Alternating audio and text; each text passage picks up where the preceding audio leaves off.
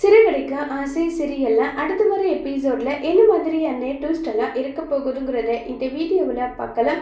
முத்து பார்த்தீங்கன்னா வண்டியை தேடி ஒரு பக்கம் அலைஞ்சிக்கிட்டு இருக்காங்க. இன்னொரு பக்கம் மீனா கோவிலில் சாமி கும்பிட்டுட்டு பார்த்தா அங்கே பார்த்தீங்கன்னா மிஷின் சொல்லிட்டு எல்லாமே இருக்கு, கரும்பு மிஷின் எல்லாம். இதை பார்த்ததும் சந்திரா, மீனா, அதே மாதிரி சீதான்னு சொல்லிட்டு எல்லாருமே ரொம்பவே பயங்கரமா ஷாக் ஆகுறாங்க. இதை பார்த்து ரொம்பவே ஷாக் ஆகுறாங்க. இது எப்படி வந்ததுன்னு சொன்னதும் அதை ஏற்பாடு பண்ணது என்னவோ முத்து தான். ஆனா முத்துவோட பேரை சொல்லாம அருணோட பேரை சொல்லிட்டு போயிடுவாங்க. இதை நினைச்சு உடனே சீதா ரொம்ப சந்தோஷப்படுறாங்க.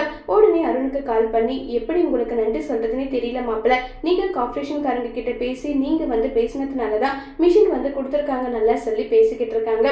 பாத்தீங்கன்னா நம்ம சீதா ரொம்பவே வருத்தமாவே இருப்பாங்க. சீதா கிட்ட என்னாச்சுன்னு சொல்லி கேக்குறாங்க. இல்லம்மா, உனக்காக ஒரு உதவி பண்ணிருக்காரு இல்ல, அவருக்கு நன்றி சொல்லணும்னு நல்லா சொல்லி பேசிட்டு இருக்காங்க. மீனா சைலண்டா இருக்காங்க. என்னாச்சு மீனான்னு சொல்லிட்டு கேட்டுட்டு இருக்காங்க. உடனே மீனா பாத்தீங்கன்னா ரொம்பவே வருத்தமா என்னுடைய வண்டி தொலைஞ்சு போச்சுன்னு சொல்றாங்க. நான் அருண் கிட்ட பேசிட்டோமான்னு சொல்லி கேட்டுட்டு இருக்காங்க. அதெல்லாம் வேண்டாம், நான் சொல்லிட்டு தான் வந்திருக்கேன்னு சொல்லிட்டு இருக்காங்க.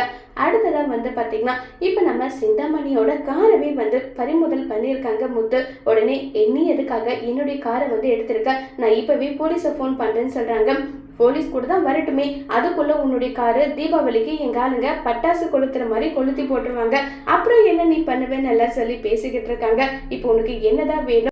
மீனாவுடைய பைக்கை நீ தான் ஆளுங்களை வச்சு தூக்க வச்சிருக்கின்றது எனக்கு தெரியும். மீனாவோட பைக் இங்க வரணும், இல்லைன்னா என்ன நான் பண்ணுவேன்றது எனக்கே தெரியாதுன்னு சொல்லிட்டு மிரட்டிட்டு இருக்காங்க. இதை கேட்டதும் உடனே நான் ஒரு அட்ரஸ் சொல்றேன், அந்த அட்ரஸ்க்கு போன்னு சொல்லிட்டு இருக்காங்க. ஏன் நீங்க இந்த அளவுக்கு கேவலமா இருக்கீங்க? மீனாவுடைய வண்டி தூக்கிட்டா உடனே அவன் வியாபாரத்துல இருந்து டல் ஆயிடுவான் நீங்க நினைச்சிட்டு இருக்கீங்களா? அந்த மாதிரி எல்லாம் அவ பண்ண மாட்டான்னு சொல்லிட்டு எல்லாம் பேசிட்டு இப்ப மீனாவோட வண்டி எடுக்கிறதுக்காக போறாங்க. அது மட்டும் கிடையாது, மீனாவோட அம்மாவுடைய எல்லா விஷயத்திலுமே இன்வால்வ் பண்ணிட்டு நீங்க தான் அந்த மிஷின் எல்லாம் தூக்க வச்சிங்கன்றது எனக்கு நல்லாவே தெரியும். இனி இந்த மாதிரி வேலையை பண்ணாதீங்கன்னு சொல்லிட்டு முத்து வார்னிங் சொல்லிட்டு அதே மாதிரி 50,000 ரூபாய் பணம் வேணும்னு சொல்லி மிரட்டி அந்த பணத்தை வாங்கிட்டும் போறாங்க. இப்ப என்ன பண்றதுன்னு தெரியாம ஒரு பக்கம் சிந்தாமணி ரொம்பவே வருத்தத்துல இருக்காங்க.